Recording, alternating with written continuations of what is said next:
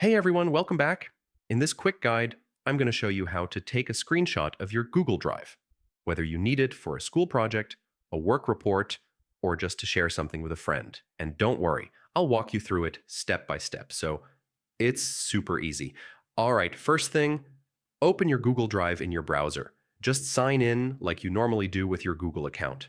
Nothing fancy here. Now, decide what you actually want to screenshot. Maybe it's a folder layout, a file name, or something inside a doc. Just arrange the screen so everything you need is clearly visible. If you're on Windows, you can press the print screen key, or the snipping tool works great too. Just open it, click New, and drag to select the exact part you want. Super simple. And if you're on a Mac, just press Shift, Command, and 4. That lets you drag across the screen and capture the exact area. Macs make this part, really smooth. Once you've taken the screenshot, save it somewhere easy to find, like your desktop. You can rename it, crop it, or share it however you want. This works for pretty much anything inside Google Drive.